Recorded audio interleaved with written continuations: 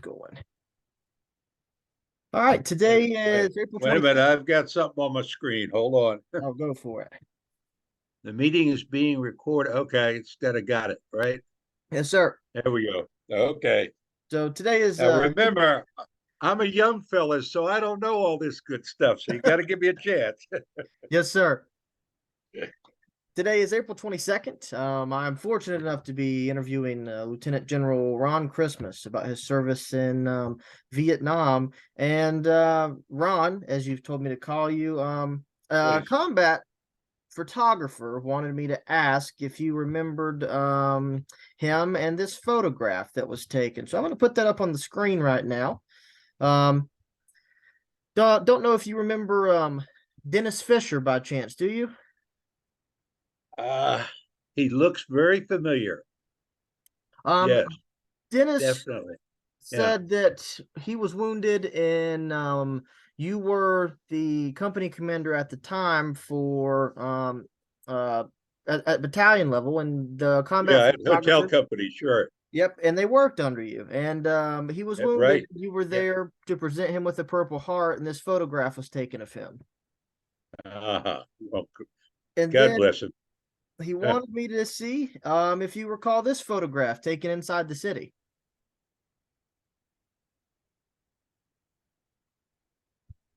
And then he wanted to know if you knew any of the Marines in this photograph. Okay, I don't have the photo up. I've got the last one. All right, then let me continue sharing. New share. Here we go. It's coming up now. There it is. Right there. There we. Oh yes, this was taken at the province capital. It's when we the our Marines tore down the big North Vietnamese Army flag that had been raised over the province capital building, and we raised the Stars and Stripes. And Now, I will tell you that that's perhaps one of the most moving times of my life. We didn't do it for any purposes but our own, what it meant to those young men you see there. And I will tell you, it was unbelievable. As I watched it go up and see the gunny on the left there with the mustaches is holding on to the flag, and Gunny ran it up. Gunny Sergeant Thomas, gone now, retired as a sergeant major. God bless him.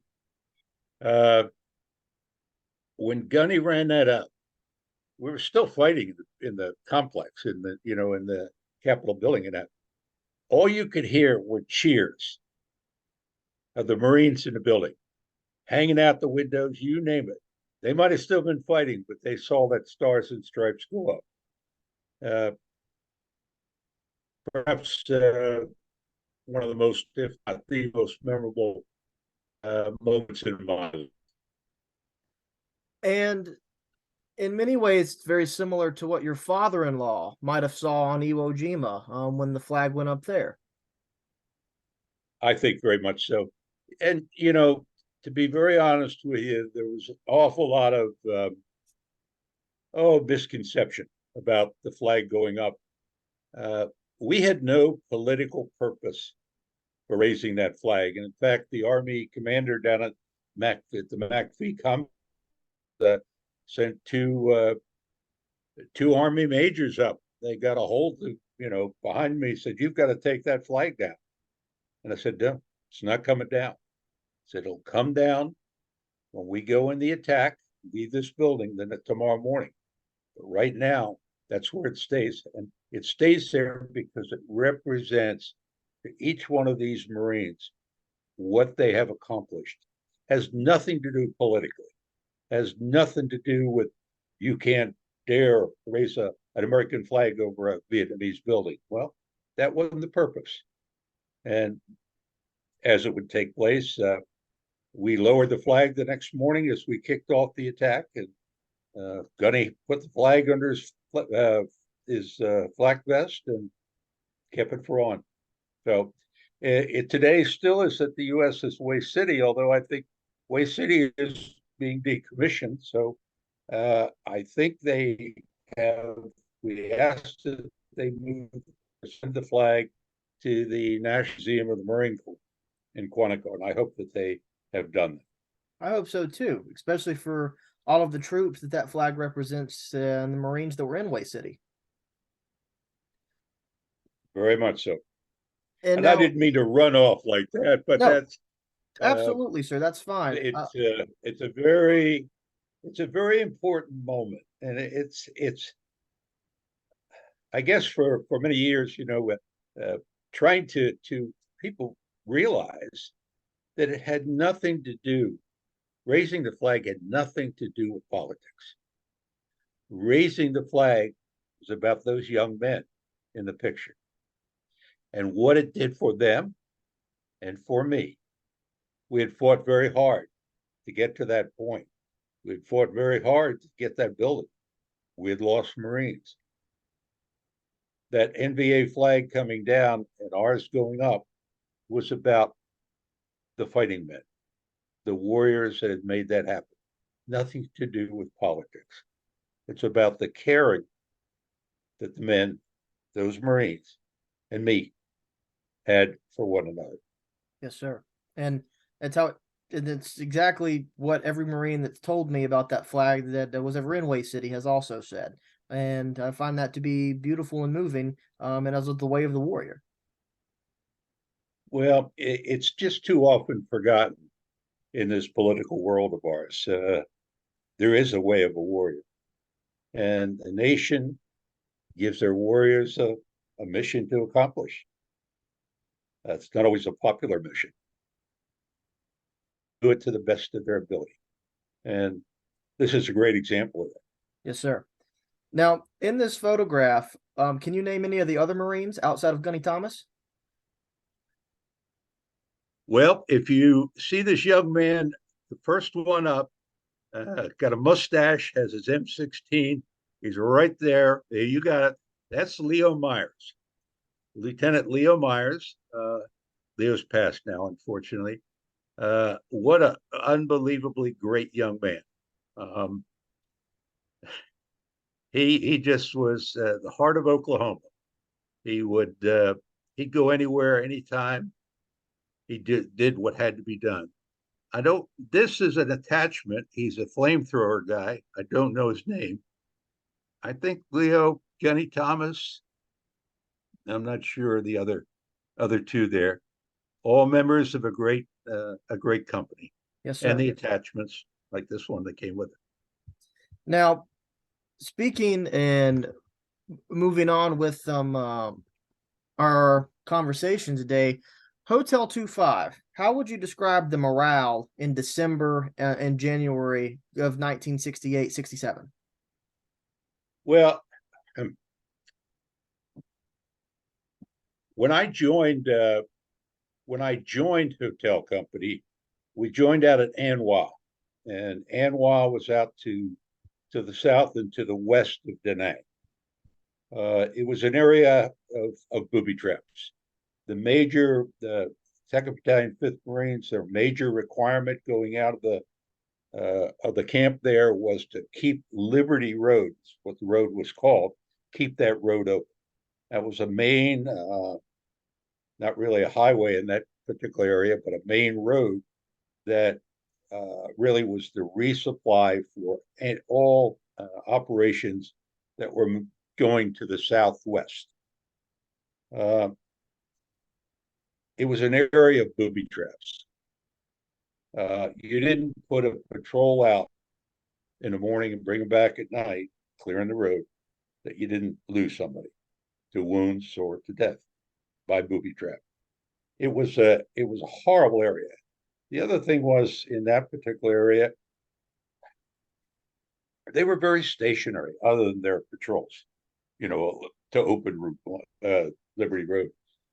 So one of the first things when I took the company out there, was able to convince the commanding officer was that we're fighting Marines. We need to go fight. We need to push the enemy away from us. So we did conduct several operations. One of those operations initially, again, uh, we had cleared the village. Fortunately, Marines, and I think I told you this before. One thing I found when I took the company was they really needed training. They had gotten stagnant.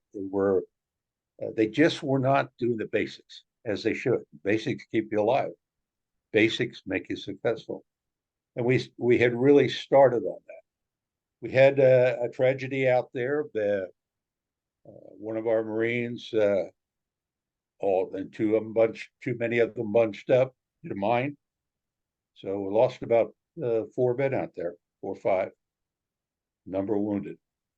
That just intensified my uh, efforts, to train, to make sure that each of our Marines and me were ready to do whatever had to be done. And then it started that progression, of moving north as we did.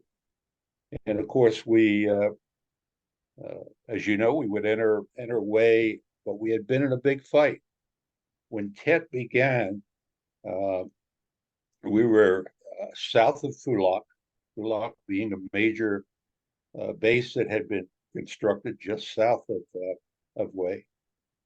We had been moved south of there because of uh, the difficulties it met. So we found ourselves in one fight after another in that particular area. Our battalion had come up, Big Ernie Cheatham, now gone with 2nd Battalion, 5th Marines, took over that entire area of Route 1 to the south. And it would be from there that Way City would in fact be, infiltrated, overrun, and taken.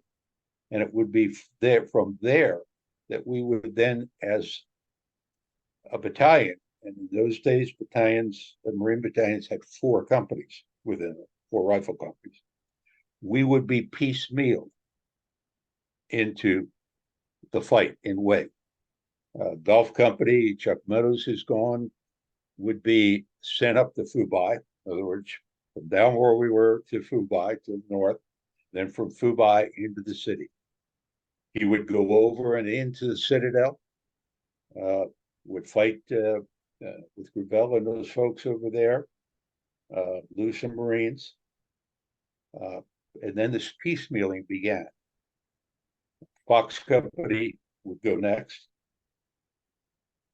Once Fox Company would go, then we would go and make that run to Fubai and then into the city. And I think, and the only company, Pete Duffy, unfortunately Pete's gone now, Pete's company would end up taking that entire area of responsibility that our battalion had just left along Route 1 between Fulak and Fubai.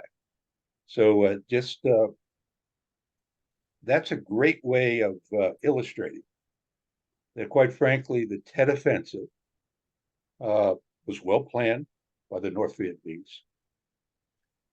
We were very ill-disposed, ill-positioned, certainly to repulse it. And then to retake the city Way, we did it with insufficient force. And we did it in not the traditional or, if you will, tactical book solution way. We did it from within out.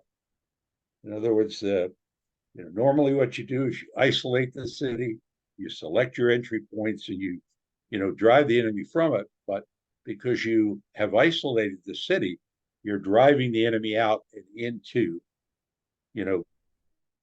other units. In this case, we're driving the enemy out. We don't have any other units out there because of the Tet Offensive. And so it's quite a fight. Yes, sir. And I don't know if that explains it to you, but I think if I were, as I reflect after so many years, I will say this again and again and again.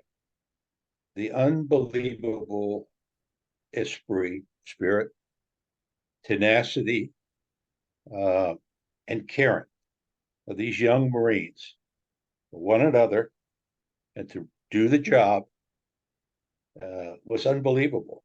That emotional bond obviously has stayed with me forever. since that time as a 28-year-old captain. And, you know, they tell me I'm 83 now. So what can I tell you? Now, prior to Tet Offensive kicking off and Alpha 1-1 being ambushed at the canal just outside of the city, was there any inclination of the Tet Offensive, any rumors of something that was going to happen that you had heard as the company commander? Yeah, yes, very definitely. It was about we had moved as I'd indicated to you before. We had moved south of the Troy River. We had that area. The area of responsibility that Hotel Company had been given would eventually be responsibility of the entire battalion. So what we had to do was I took the platoons and we broke them up. You know, one platoon farther down on Route one here, at places with which they could defend themselves and defend the headquarters, but also patrol each day, both morning and night. And the idea was to keep the enemy at bay. When Tet came, we knew something was wrong. Didn't know what it was, but it's a feeling you have. You know this what do they call it, impending doom. You feel that, hey, we're in a challenge here. Something's about to happen and happen big. And of course it did. Fortunately, because of the way we had defended, because of the way we had patrolled, uh, at least in the before we went up to Way, we were in pretty good shape of holding off the enemy and protecting the bridges along Route One that had to stay open if the folks to the north were to be resupplied. And through that in itself, once Alpha 1-1 was ambushed and the fighting commenced, what did you know as the skipper of Hotel 25? What did you heard at that point, January 31st? Well, what did I skipper? We're to fight, and what I had to do was okay, fight. Okay, how do I take my how do I take this our reaction for this? What is the best way to relieve, that outfit of the company that's being hit?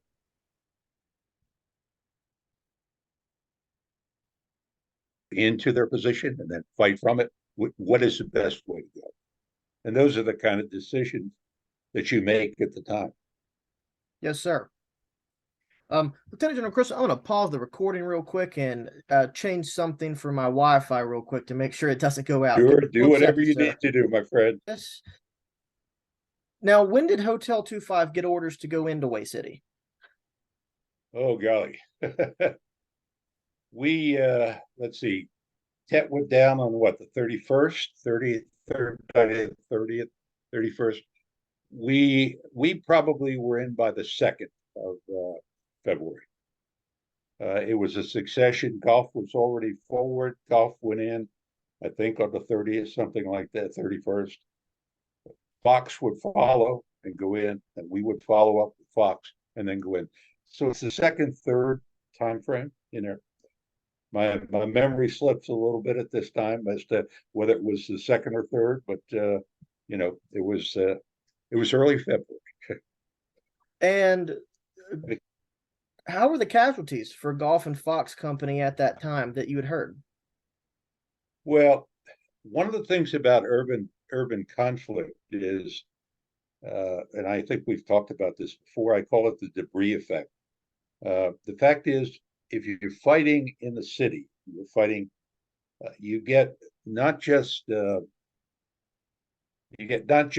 round or the shrapnel, you get additional shrapnel of the building that has been hit, the cement, the rock, the debris that becomes shrapnel. Uh, Fox Company, or I'm sorry, Golf Company, who remember had gone across the river and back to join 25, had lost almost half of the company to wounds and killed in action. They were decimated, down pretty badly. Fox Company did very well. They fought into the city. Their casualties were less. When we fought up, and I think I had expressed and told you the convoy that we took in. I only lost one that day, and that was someone wasn't even in the company. Was a forward observer from First Battalion, First Marines, hitching a ride. You know, did what I didn't do, did what I said not to do. I said you don't ride in the. No one rides in the cabs of the truck to drive. Everybody's out of. Well, he said, I'm a lieutenant. I got to ride the cab. Well, unfortunately, that's where the RPG round hit right there. We went into we did very well too. When we went into the camp, we had lost them initially, but in those initial fights at Anwa and that, but we were fairly healthy going in. I can't remember exact number now. We weren't fully up to what our table of organization strength was. Uh, but as I told you, what would occur because of urban combat? I think every Marine in the company was wounded. You took shrapnel in one way or another. And I just marvel and to this day just have the utmost respect and love, quite frankly, for those young Marines and those corpsmen who just made it happen. Whatever And had to be done, they did. We and would with enter the city. We'd be ambushed about 2 blocks, 3 blocks maybe, from the MACV compound. We would fight through that ambush, take no casualties, and get into what was the compound. From the compound, I think the stories you've seen the story in that. From the compound, what's the Bible say? There's no room in the inn, and the what made sense was, okay, where are we going to go? Well, you had the Way University building, which was a full square block, was to the right, another, yeah, hundreds of few hundred meters. What we did was I told you, seized the Way University building. So we were out on a salient, if you will. And it's very hard to describe without a map. But if you got the MAPV compound here, and other government buildings, directly across to the right left is the big Way University, one full block, and a big building built like an 8, like a square 8. Then just next to that, Leloy Street, the major avenue along the river, where all the government buildings are. So we're on that street. We're in that first huge building of the street, if you will, the university. Then a series of to the river, to the perfumer, a series of mansions and or other type buildings, but very dispersed, meaning courtyards. I think, are we losing each other? oh no, sir, I was going to put up a Oh, map okay, of the city. okay. Well, you can see. Okay, you see it. See the figure 8. So and you see the buildings along the perfume. They're mansion type buildings. So our axis of advance is going to be down to your, if you will, as we look at this, we're going to go right down that red line, Leloy Street, and we're going to seize all of those government buildings uh, in the fight as we go along. Now, Fox Company, uh, if I could, if you look at where the university is, if you look over, come back, if you can't, if I were to go from the university back down that street to the right, you see those 2 block type buildings. Yes, sir. That's where the MACV compound is. And what's going to happen is when this attack eventually commences to re-seize the city, what will happen will be Fox Company will come out of that MACV compound and they will fight their way all the way up so that they're abreast of the end of the Way City University or Way University. Okay. We're providing fires. Immediately in front of them is the public treasury building. Okay, so what? Once we've got them abreast of us, okay, then what we will do is hotel company. Then I send a flanking unit across Leloy Street toward the river so that they can provide flanking fire. And we, in turn, will now commence an attack that will seize what is amounts to the public health complex, basically to our front of Way University, so that we, in turn, then can provide flanking fire into that large building right there, which is the treasury that Fox Company will seize. So this whole our whole reseizure of the southern part of the city is this coordinated attack of one company being able to get in position to provide fires for the other company to seize its objective. You seize yours, you provide fire for them. They provide fire for you, and you literally, if you will, take building by building. And as you can see the difference. Whereas we're going to go large government building all the way. Fox will have some space. They'll have to do through some parks and that kind of thing until they then get back into the building. So it's the company commanders and the battalion commander have to be continually talking. You're continually telling each other where you are. And I think I told you this story before. Mike Downs and he had Fox Company, I had hotel. So I'm on the battalion radio operator. I'm saying, okay, I'm in the pink building. And he came back and said, okay, I got troops in the yellow building.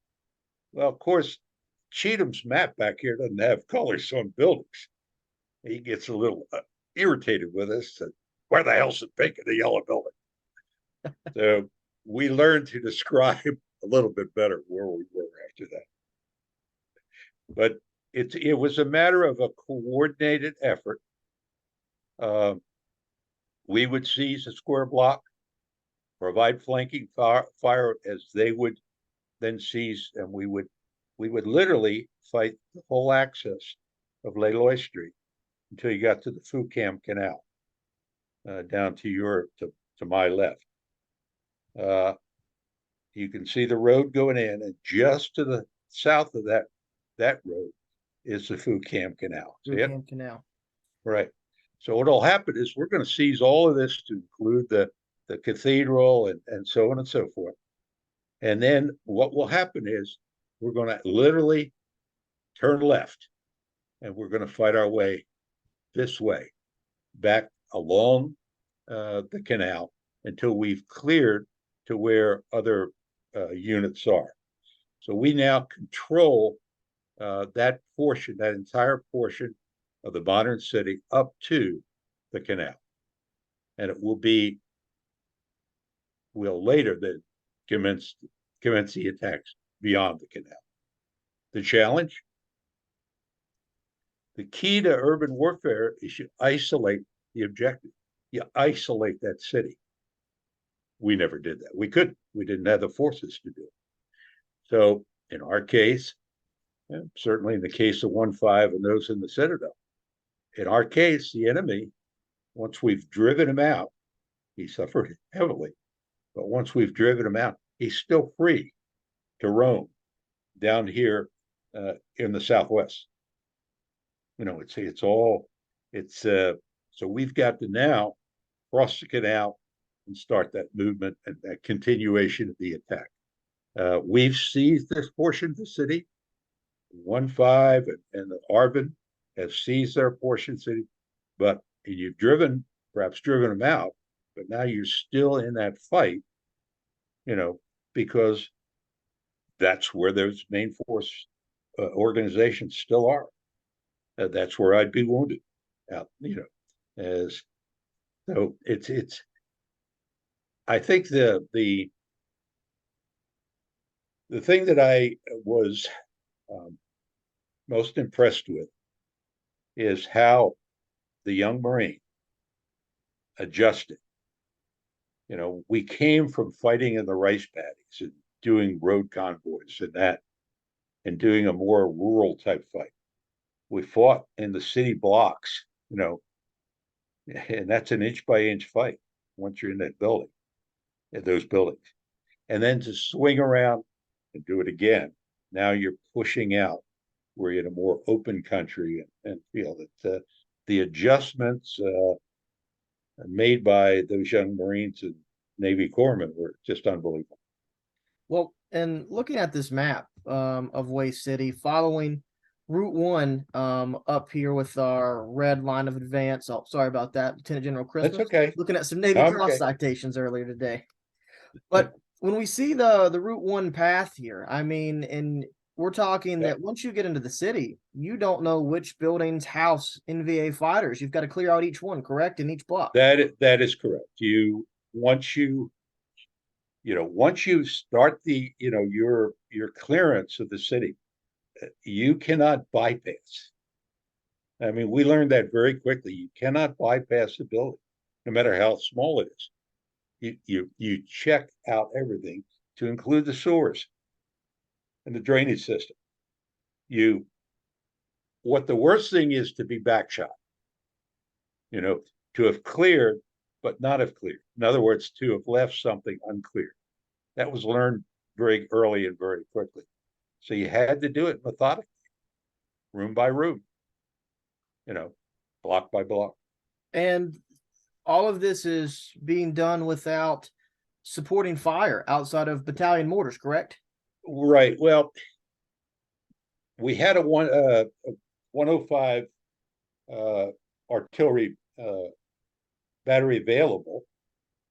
I'm sorry, it was a 155, not a 105. 155 was available. Well, what I found was the 155, they had no white phosphorus rounds. Normally, you call a target, you fire a white phosphorus, make sure you're on that target, and then you fire for effect with your HE rounds, with your high explosive rounds.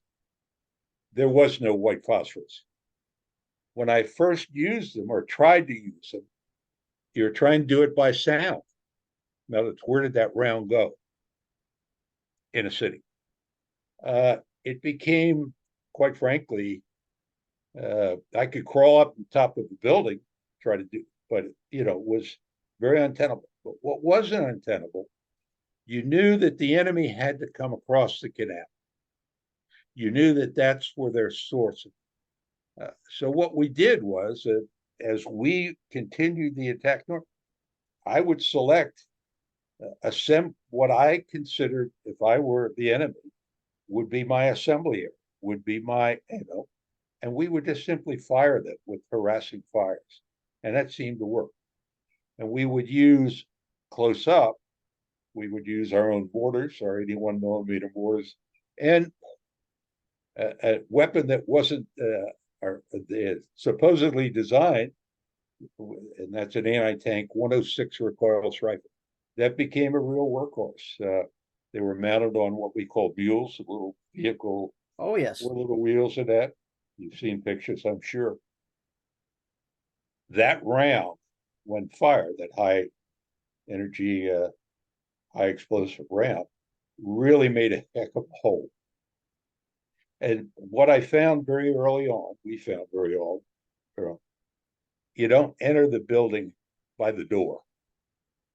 You blow up breach because the doors are covered. They're covered by fire.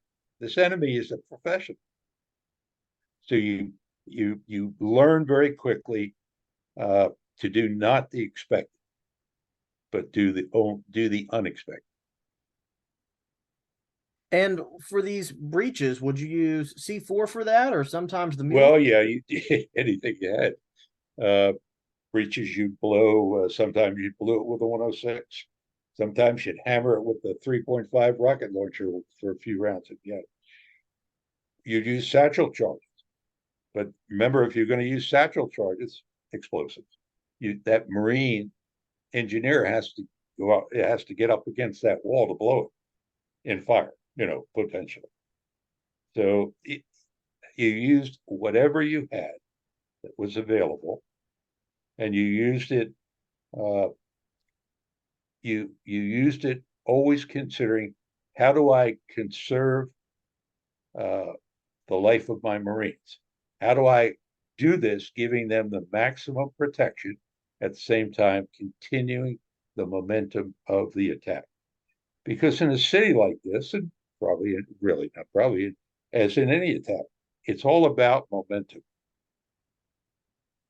Each one of these strong points, and we should have, I'm sure we discussed that, along Leloy Street, every other block was basically the enemy made a strong point, so that if they left the Treasury building, they could come back here and they'd be in the Capitol building, and it'd be surrounded by, they have dug spider holes, they'd have put their automatic weapons in. So every other block, you were going against a strong point. Right? And once you drove them out of their strong, they'll run through that next block and get into their next strong point. So what you had to develop was the way of reaching that strong point, of suppressing it, then breaching it, and then making your attack in such a way that you, in fact, were driving them, out of that building or out of that strong point. If that makes sense. Yes, sir, it does. And so once you've made the breach in the strong point or in the building, then what's the process for your Marine riflemen? Is it grenades through the breach and then you sweep it with automatic? Well, yeah, it can be. It depends on what the breach was. The greatest challenge was that once you've blown the breach, you got the wall, you got the hole in the wall, you make the attack. The greatest challenge then is control by your young squad leaders and fire team leaders, because now this enemy he's running out the back of that building, or the problem is you just bypassed enemy that were in spider holes around that courtyard or caught up in the building, and you needed to have that coordinated attack, or you're having a Marine running after that bad guy and being backshot by someone that has been bypassed because they couldn't get there that fast. So controlling the young sergeants, corporals, lance corporals, holding, controlling the fight as you go through that strong point, that building, that complex with its courtyard, and that was always a critical piece. And like all combat, it's mayhem. Once the shooting is going, it's but these young men were able to, and did such a wonderful job of just taking those steps accordingly. But you do learn very quickly, that Marine wants to run after that guy, that's running out the back. If you're not careful and he's not controlled, he's going to be back shot because of the one that didn't get out, the enemy soldier that didn't get out. It's got to be a controlled fight. And that's the challenge for the young leaders. Control, control, control. Well, boom, boom, boom. Through that control and the chaos of urban combat with the gunfire, the shouting, and the yelling, I mean, it has to be incredibly difficult, but also it must speak volumes of yourself as the skipper, your platoon leaders, and your squad leaders being able to control the chaos that's being created. It's deafening, depending, you get in a big firefight in a city, it's deafening. It's a matter of for a leader like a company commander, you have to go forward. You have to find the place where you best can control those maneuvering platoons of yours forward. You have to be, confined city. You got to be able to see. I can't tell you how many times I crawled up on the top of the building so I could see what was over the next block. to try to determine how are we going to do this? How are we going to coordinate this next attack? And I think that's the key. You learn. I said this many years ago. It was kind of interesting, when we were out in the boonies, with the rice paddies and that. Oh, the country boys, the guys that had been raised on a farm, they were the main men. They had that sense of that openness. In the city here, all of a sudden the city boys, you know, the kid from Watts, the kid from South Philly, yeah, the kid from Harlem, they knew what the streets meant, and they had a great sense, of, whoop, around that block ain't good, man. That's not good, sir. And then Well, you just operate accordingly. and speaking of that and your Marines, the weapons used in the city, what did you find the most effective? How effective was the M16 in this environment? Yeah, the M16 was very effective. It's a light weapon. You can semi-automatic, it can also be made automatic. It's its size was maneuverable. I would tell you the longer we did not have any, but like the M14 or uh, you know, when you go through these buildings, you're banging that thing all over. You know, you're going through holes. You're not. Yeah. So no, I thought the M16 did very well for us.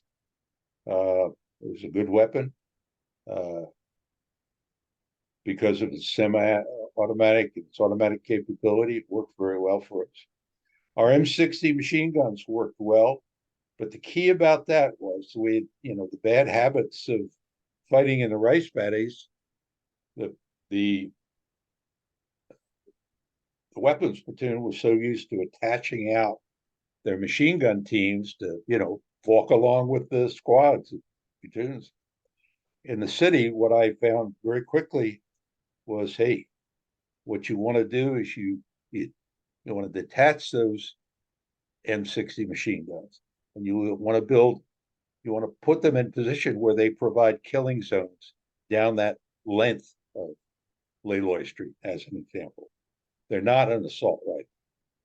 You know, let's use them for what they were designed to do, and that would be beneficial for us. We were able to break up some, especially along the river, some potential flanking ambushes that would have really hurt us if we hadn't had the ability of using uh, our M60 machine guns used you know as a platoon to provide that suppressive fire uh, or immediate reaction fire to those enemies that sprang those those ambushes. And outside of the M60s, did you have any tank support that was available being brought Yeah, on we did. offensive? We did. And I should, first of all, let me back up. We had, remember too, that at the battalion level, you had the 81 millimeter mortars. And at the company level, you had your 60 millimeter mortars. What we did in our battalions, we took our 60 millimeter mortars and put them with the 81 millimeter mortars, the battalion mortars, so that you had if you will, a mortar company. What that was able to do, they literally they were the ones that you could do the fires, indirect fires immediately in front of those. As I told you, the artillery without spotter was difficult. But once we created the mortar platoon, before you ever attacked one of these buildings, you just started to hammer it. And you did that by you called in your Willie Peter white phosphorus rounds till you got where wanted to hit. Then you started that that barrage, if you will. What was significant about that is that if you're going against one of these strong points, Capitol building or whatever, you're firing it, you're hitting it with your mortars, You're blowing your breach through their walls or through their fences with your 105 recoilless rifle or your 3.5 rocket launcher, or that young Marine engineer with his satchel charge, if that's what it takes. And what you're able to do is once you make the run with the first unit through the breach, you're able to shift your fires from your mortars into the next block. Now, what that does is, and what that did was that then as you forced the enemy out of that strong point, they had to run into the next block. Well, they were running in to that indirect fire that was still landing and just had been shifted forward. If that And makes sense. it creates a killing zone and it makes the enemy make a decision. That's right. Well, he didn't have much choice. Either Right. he has to turn and fight you or he has to go through the killing zone. That's right. And And all these things, all these things were learned as we, you know, fortunately, there was a great deal of innovation. There was a great deal of acceptance of, hey, we can, we can do this or do that. Let's try it. You know, what do you mean it's not in the books? Who cares? Let's try it. Is it works? Good. Doesn't? Move on and work something else. But I think the innovation, the imagination that was used, the aggressiveness, and I think that's a critical piece in urban warfare. Is once you commence that attack, once you to regain that city, there's a degree of aggressiveness that is required. And once um, you are more aggressive than he is, I'm not saying reckless, I'm saying aggressive. And you provided the fires, and then you lean into those fires, you gain the upper hand, you gain the advantage, and you start moving them out pretty quickly. well, and speaking of the advantage in the upper hand, how would you describe the NVA that fought in Southern Way? Well, they were pros. There was no doubt about it. No, uh, I have I have the utmost respect for you know for the soldiers, the NVA soldiers, and frankly some of the Viet Cong. Although, uh, but I had the utmost respect for the NVA soldiers. They're professional soldiers. Yeah, they fought the good fight, and we just fought a little better. Yes, sir. Now, what kind of supporting arms were you facing from the NVA? RPGs, any type of mortars? Yeah, you had RPGs, occasional 82 millimeter mortars, uh, but once he didn't have a great deal of, he didn't have artillery support, as example, that type of thing. They had overrun the city with these NVA regiments, but they didn't have great deal of the larger supporting arms, that came with it. We faced some artillery, but that was eliminated pretty quickly by our air and outside of the city and others.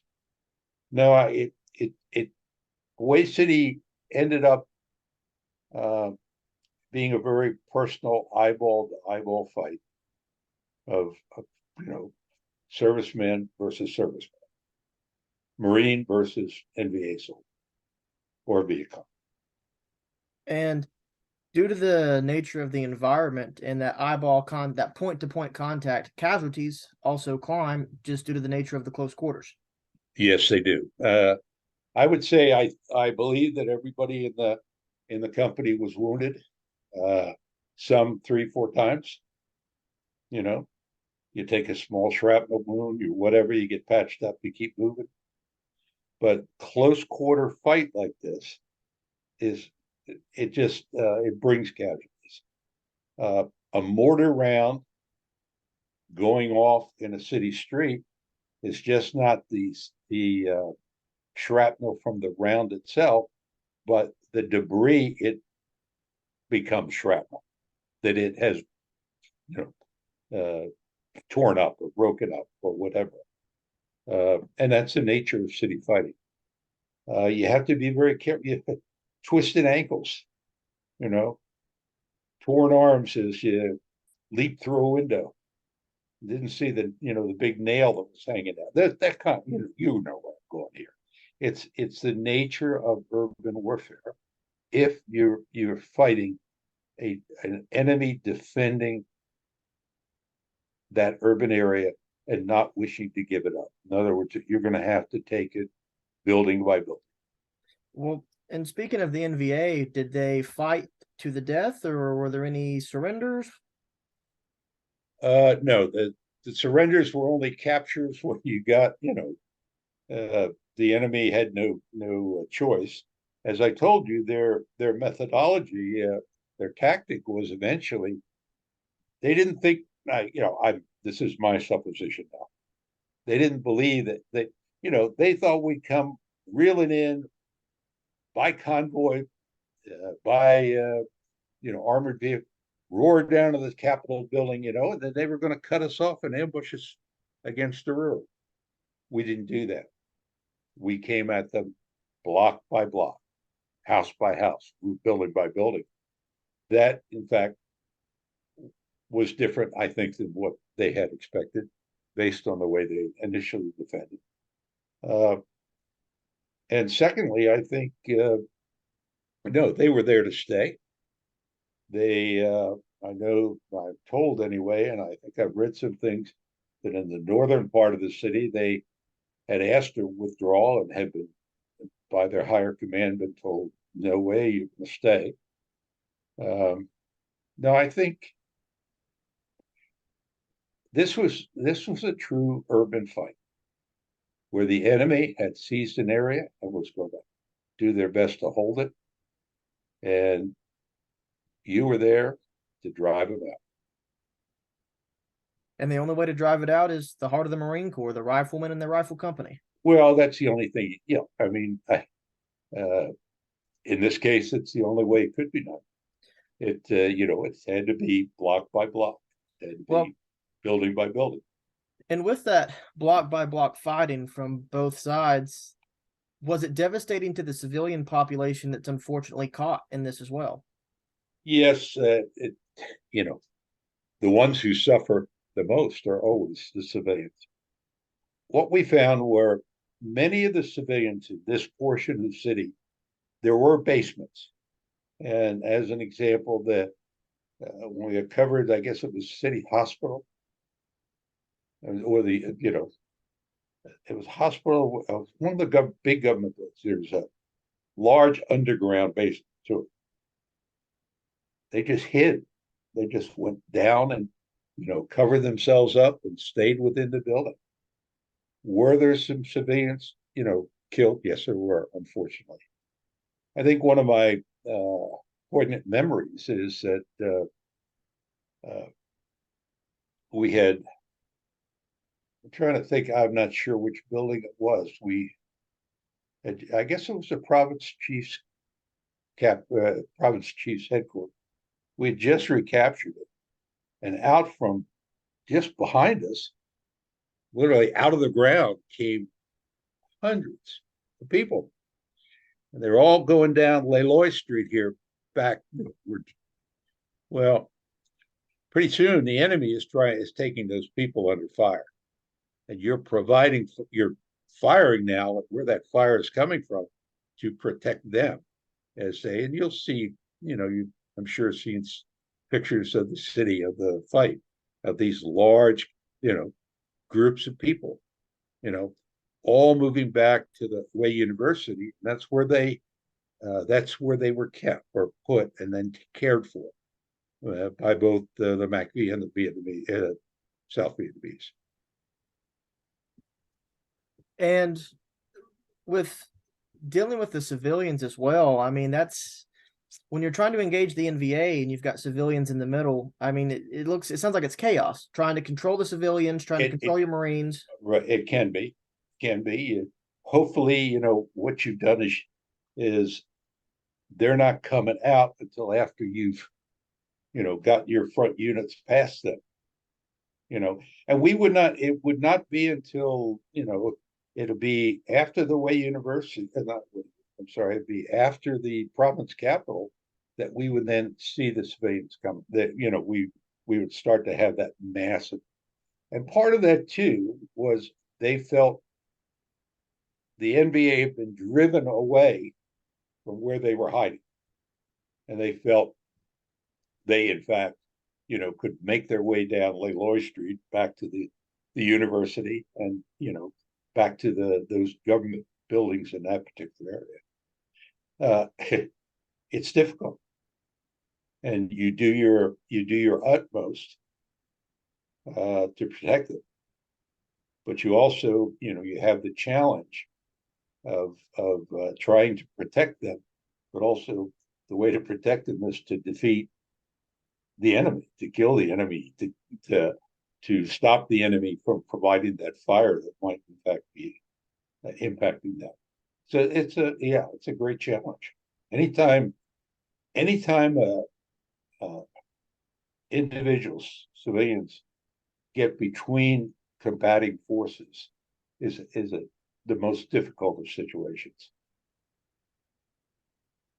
And with that being said as well, did MACV and some of the Marines recovering in MACV or coming into the city try to assist these civilians, or were they just immediately Yeah. sent to replace Hotel 25 or etc.? No, as and I can't speak for MACV. I know they did a heck of a job. They and the Army worked very hard to take care of all of these civilians that had been displaced. I have been told, and after I was wounded and evacuated, thought I saw that the way university became the main staging area, and they brought most, because they had that many classrooms in there, and they brought most of the people and tried to control them there, and further out toward down the Perfume River, out toward the South China Sea, where MACV and the armed forces, could provide whatever care and possible. And that's one thing we do. We look after those, and whether it be Army medics from MACV combat, or our Marine, our corpsmen, our Navy corpsmen. Somebody's wounded, they're going to help them. And well, let's take this through Hotel Company's first day of offensive action. If I'm not mistaken, you arrive in Way City on 1 February and you set up in the Way University, and then the Right. next morning you're giving the order to assault. And so take me through that. What was the first assault that was made on the 2nd of February? Well, well, it wouldn't be until Cheatham got up here, and we really, we were made to assault. But the attack across the way was, we did not have the support. We did not have the supporting arms and the like. It was not until Cheatham got up and organized the force.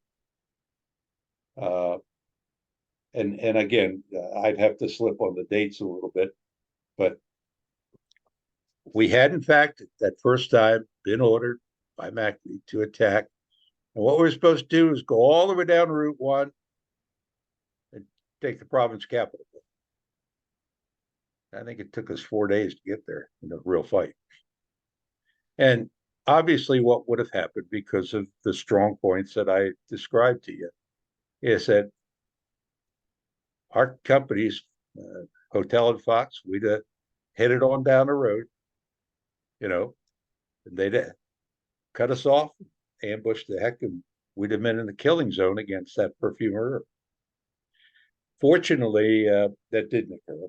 And fortunately, fortunately, 2-5 command group, Cheatham would come up. And as I told you earlier, Cheatham had a sense. Former pro football player, he had a sense of the fight, and he could look, and he recognized, that it had to be done frontally.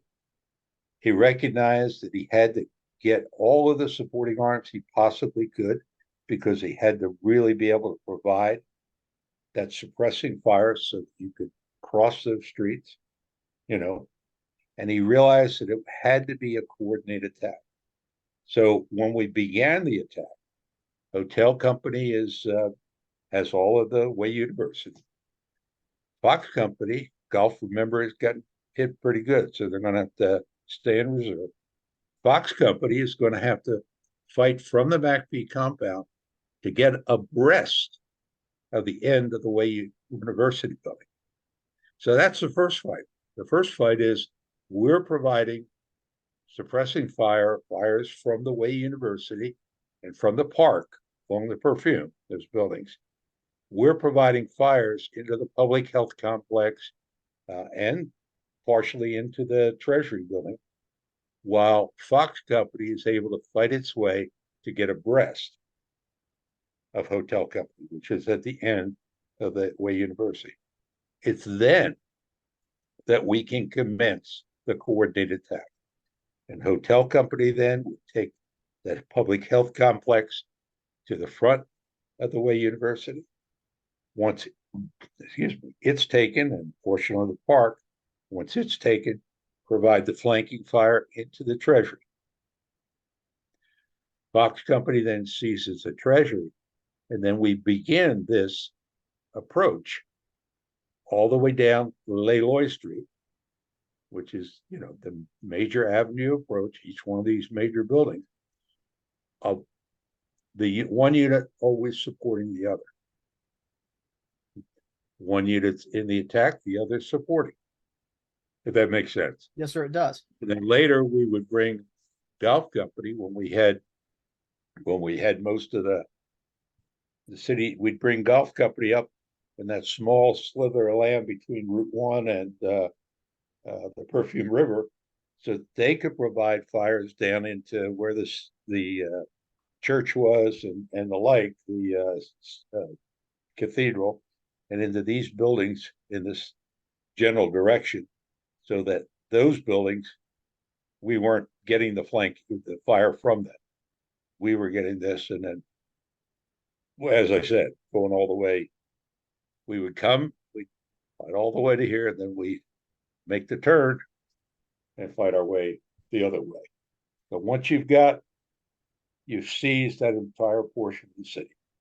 Yeah, the Hue Canal. Now the next decision Cheatham has to make is, when do we start the fight, or do we start the fight? And how do we cross the Hue Canal? Just like a river crossing, there's only a certain amount of bridges left. The others have been destroyed. Okay. How do we do that? And then how do we provide support as we seize down the Perfume River? So that's all part of it. And so with some of these bridges being destroyed, where did Hotel 25 cross the Hue Canal at? Well, we had a bridge. Fortunately, the bridge that this one in here, basically, and I can't see it in the way it's marked. One was down and one was still up. What we did was, it's over here. What we did was to realize the bridge became the critical element. And we're going to commence attack. So how do you cross a bridge when the enemy is on that side? Well, what you have to do is you see the railroad here? Yes, sir. Square block. Okay. What we did is I put those supporting fires all in here where I knew that basically the enemy was. Okay. And then we took and literally ran the company across that bridge. Once I felt we had suppressed the enemy fire, we got the whole company on the run and ran across the bridge, then deployed quickly into position, so that we created, if you will, from the bridge to the railroad embankment, what basically was a square fort. Platoon on this side, platoon on this side, platoon in front. Okay. And that's how we made the crossing. Now, is that the way you're supposed to do it? No, what you do is you adapt to what the circumstances are. And the best way for us to do it was to provide all that indirect fire while it's pouring in on the enemy, and hopefully he's pulling his head in because it's all coming in. You're running the company across that bridge, and then you're deploying. Then you're cutting off the fires, and then you're doing your maneuver. Well, and I think it speaks volumes, as you mentioned, the adaptability that the Marine Corps showed in every single conflict that it's ever had of adapting to the situation around it and completing the mission. And you see that throughout the fight in Way City, and it's quickly learned too. This isn't something that takes weeks. It's picked up upon by yourself as the company commander, other leaders, and you carry out the job that's in front of you. Well, I think that's it. The what you try to teach your young leaders at the basic school for young lieutenants is innovation is key. That you know they're set. You learn your tactics. You learn your doctrine. However, with that then comes common sense. With that then comes how do I read this environment that I'm in? If I'm the enemy, how am I going to fight this guy that's coming at me? In other words, you have to do those. You have to put yourself in the enemy's position, and you need to, in fact, be imaginative. I think the two words that I would use, and I tell the young lieutenants this: uh, there are two things in the fight. You need to be imaginative and aggressive. Okay. Uh, Once you make your decision, once you've made your evaluation, you know, you're going at it. You're aggressively going to make it happen. If that makes sense. No, it But makes perfect sense. you got to be imaginative in that. How am I going to do it? In other words, yeah, oh, I just a little straight up the middle. Maybe that's not the way. You know, maybe as I look at what's in front of me, if I can envelop over here and then provide flanking fire into that objective, that might be a better way. In other words, it's you see where I'm going. Yes, sir. You want your leadership to be imaginative and aggressive, to be willing uh, to understand and know the doctrine extremely well, but be ready to, if you will, kind of slide away from the objective, from the doctrine, if it makes sense to do it in the situation that you're in. I don't know if that made sense or not. No, and it does, and that's why I pulled up this photograph. That from what I've seen, it's labeled as hotel company in the city. But it's speaking of the adaptability, using CS gas to Oh clear yeah, out en route some of the enemy. And so, with the CS gas, was it effective in clearing out strong points? yeah, it sure was. And you and I talked about this before. You use everything that's available to you. And what we found was that back in the McPhee compound, they had all of these WE8 CS tear gas launchers. Looks like a square box. You put it down, it fires, and if I remember it correctly, there are 24 of these gas tubes. Little get in this thing, gas grenade. You fire it, and I think it made 100 yards by 50 yards. Well, that's the attack on the province capital. I gassed it. We fired we brought it. I don't think those double 8 launchers had ever been thought of or used. We brought them up, and we went in under gas. I guess what I would try to tell you is that you in the fight you need to be imaginative. You need to try to outthink the enemy. But I I'm not doctrine bound. What can I use? You know, what can I use that will make us successful? They say you can't use tanks in the city. Oh, they get blown away. Man, some of them got blown away. But you know what? If you bring a tank up behind you and back it into a garage or a building that you just made a garage, okay, and you're ready to make the run, and you pull the tank out, and he blows breaches with that gun of his, wow. And then you back him up and Well, protect him. and What I'm saying is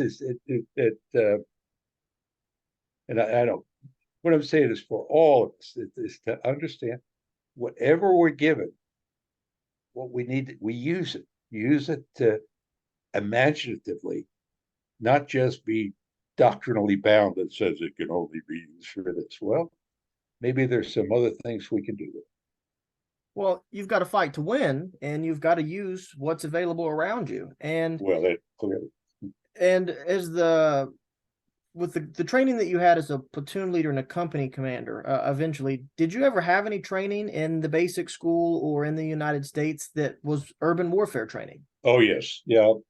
Uh, Urban warfare was part of the curriculum at the 21 week, well, I guess it was 26 weeks at the basic school. Uh, every Marine base has what they call a combat town, and you go in and you learn the basics of fighting in an urban area. They call it combat build-up areas, sometimes in the classroom. And what the idea is to understand that urban warfare is unique in its own right, just by the uniqueness of a city and how it's built, whether it be the sewers under the road to to the heights of the building, to whatever, it's a different fight than say fighting in the fields of Gettysburg. How's that? You know what I'm saying? It's a different fight. And what soldiers, sailors, airmen, Marines have to learn is just to adjust to the battlefield that they are on. And I say across the board because a sailor has to adjust, you know, to the littoral he is in. An airman has to adjust to the fight that he has. It's an adjustment process. And hopefully what we do is we teach our young men and women, our leaders, that ability to adjust. We teach them it's okay to make the adjustment. You got to read the terrain, read the environment, understand as much as you can about where you are, the environment that you're in. Now, how do I fight in that environment? How do I use it to my advantage? How do I ensure it's not a disadvantage? Well, and speaking of the environment and the weapons, how well was the ammo resupply in the city after days of fighting? Unbelievably great. I don't, you know, God bless them. I don't know how they did it, but we were never short of ammo. They kept Route 1 open up into the city. Uh, we adapted the gunny. I'm sorry to laugh, but I No, should. it's okay, sir. The gunny. You got a great gunny. You leave the gunny do what he needs to do. The gunny had absconded. Somehow he got himself three vehicles. I don't know how he got the. He had two 6x trucks and had a couple of Marines. He knew how to drive them, and he had the mules, so the mechanical mules. He had one other vehicle, pickup truck. That's his pickup truck. And hotel company was never without. He would run them down the street. He'd go back to a supply point that had been established near the McVie compound. They had kept Route 1 open enough, and that's a failure by the enemy. They had kept Route 1 open enough so that supply was continuing out of Fubai and to the north and by air. A lot came in by helicopter. So he'd running short on 60 mortars, rounds. Whoop, his little vehicle down the road, whoop, back with 60 mortars, that kind of thing. It it comes back to that innovation and imagination and aggressiveness. I believe that those are the traits that make you successful in this kind of battle, this kind of fight. Yeah, you're out thinking the enemy, but you're being more aggressive than he is. You're being more innovative, and that's the key. You're using everything you have available to you to beat him. Well, and speaking of that imaginativeness and utilizing everything around you, you also had the support from Ernie Cheatham, battalion commander, who's giving all sorts of support and authorizing this. Well, I think that's the key. You know, go fight the battle. Tell me what you need. I'll be up there. I'll be with you. You know, but I'm going to give you whatever I'm going to get for you, whatever you need to do the job. No, Ernie, God bless his soul, just had maybe it's because he's a good football player. I don't know. He had an unbelievable sense of the battlefield. He had an unbelievable sense of what he needed to do to give you what you needed in the way of support and or fires or whatever it might be to do what has to be done. And he learned each one of us. We all have our own personalities. Each one of the company commanders, just like each one of my platoon commanders, are very different. Different in who they are, their personality, many things. He knew how to fight his company commanders. He knew how to fight his battalion. And I've seen plenty of the photographs of him being up front with the company Oh yeah. commanders in the middle of the action. And that's got to be a big morale booster, not just for you, but for the Marines. Well, in my judgment, yeah. First of all, yes. Uh, hey, Big Ernie's here. What do you want, Colonel? What are you here for? Come on. I don't want to lose you. Go hide behind that building. I'm kidding you, but no. Ernie was Ernie to understand the fight, especially in this kind of confined urban area. You have to move forward. You have to see what's in front of you. You have to get a feel for how the enemy might defend in this place or that place. I can't tell you how many times I probably still did that before when we talked. I remember the first day uh, crawling, you know, crawling up where I could look down at the way university, crawling up to the roof to look down to try to get a feel for the enemy in front. I can't tell you how many times I did that, as you fought along the way of trying to get, to a place where you could see what was in front of you and try to determine how he might defend or where you're going to blow your breaches, where how are you going to make this attack? Well, and I think that sets the standard and the tone for hotel company for the Marines seeing their leader willing to use their imagination and resources. I mean, you've got the utmost respect from the Marines of hotel company. Well, they're wonderful young men. Well, Those that are left. when No, no, you do you you hopefully you lead by example. Hopefully you lead with understanding, but with firmness about what has to be done and how to do it. yes, sir. And I've got another question for you. And hopefully you can help me with it. I've read several books about Way City and, of course, your actions and 2-5's actions, but I've often wondered what was the call sign that Ernie Cheatham used over the radio, if you remember. Rock Mat 6. Rock Mat. He was Rock Mat. ROCKMAT. And I I don't know where they got Rock Mat, but those damn communicators back at division, you know. Yeah, he was Rock Matzik. And what were some other call signs from 2-5 or other battalions, if you knew it? Oh well, yeah. one one of the things that, and I think I told you this perhaps. One of the things I did in the company, you do anything to kind of spirit, get a morale, a spree, you know, that kind of thing. And one of the things I did was I let the radio operators all come up with call signs for the leadership in the company. And I think I told you, they determined I was Roy Rogers. I didn't tell them that I had watched Roy Rogers as a boy. I was Roy Rogers. Uh, Mike Lambert was Little Abner. I thought he was, who was,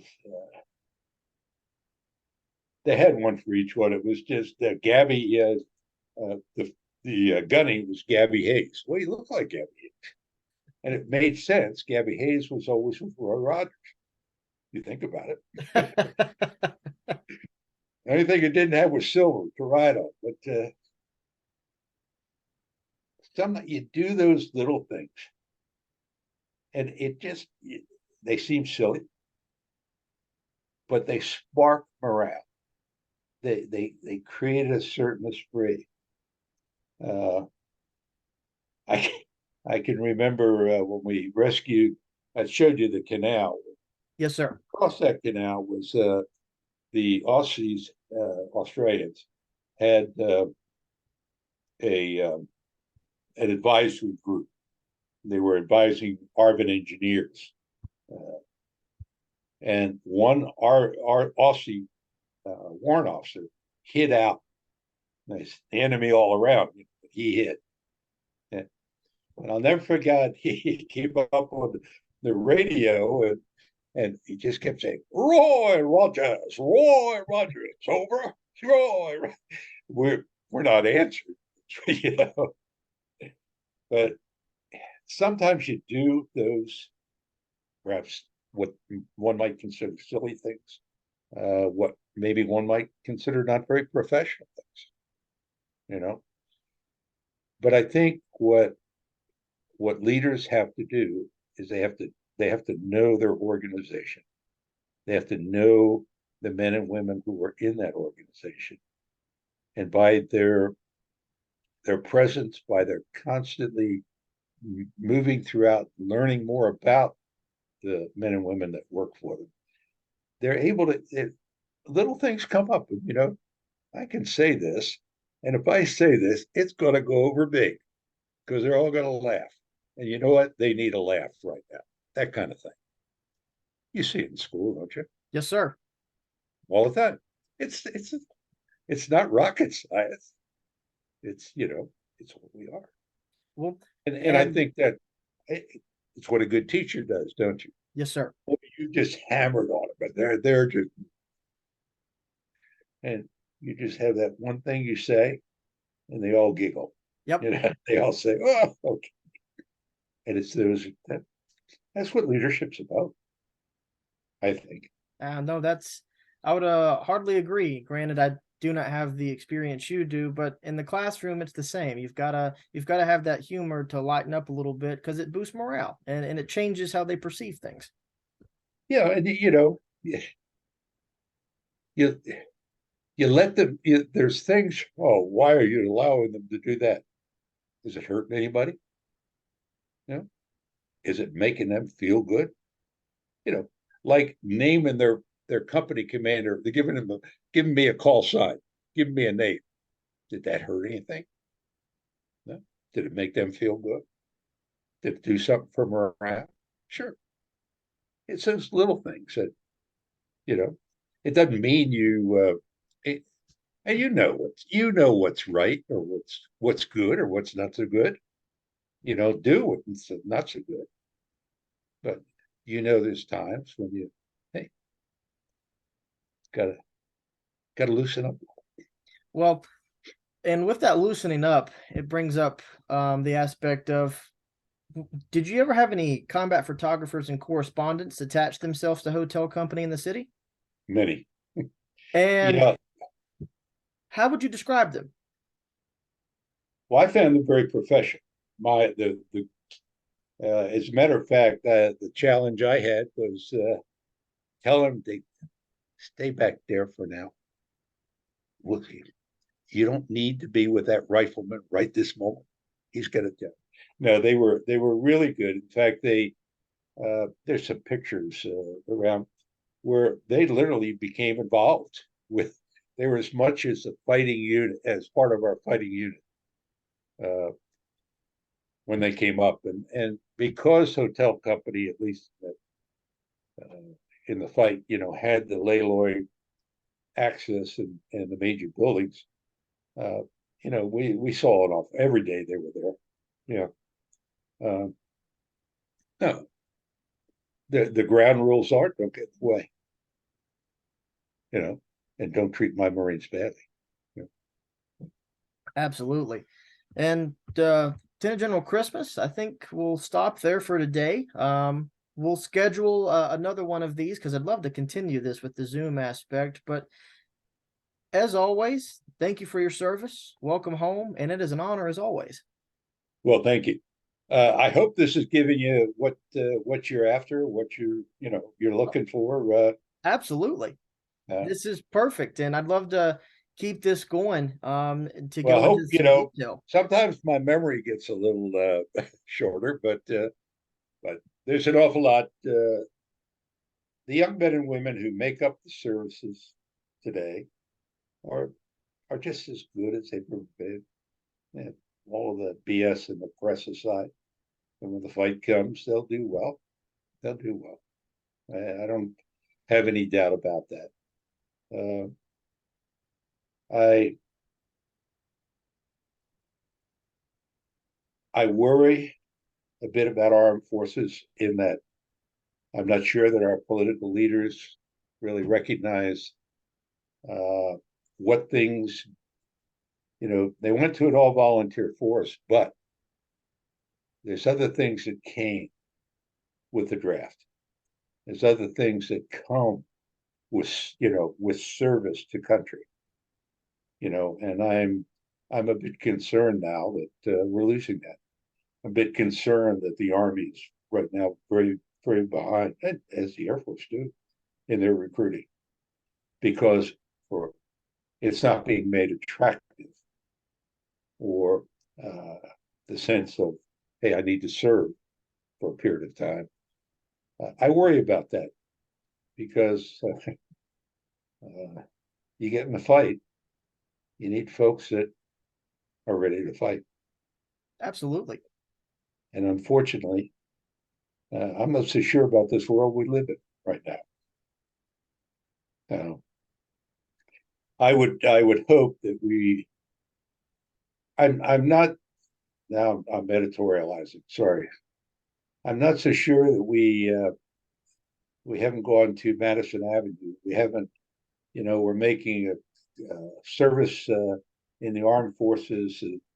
Look, it's all good pay. It's all this, and instead of, we all have a duty in which to serve to ensure this country is going to be what you want it to be. So, but that's an old man's lament, and we'll go on. We'll go on from there. But young men and women need to continue to serve. It benefits them more than you will ever think, especially if they have the inherent leadership qualities. It brings them out. It nurtures them and allows them to do so much more when they do, in fact, get out Yes, sir. or don't finish their service. Well, All right, my friend. thank you, sir. I will give you a phone call here tomorrow or Monday, and we'll set up another one of these, and we'll go into more detail. This is Okay, well, we'll see how it goes. absolutely, sir. I look forward to it. Thank you again, sir. Well, you have fun now. Don't watch this weather while you're out there. Well, you be careful for those storms heading your way and that heavy rain. It's Well, on we the had way. a good one this morning. Right now, it's calm. Yeah, I won't go out in the boat. How's Yeah, yeah. that? Oh, I'm gonna Keep go. your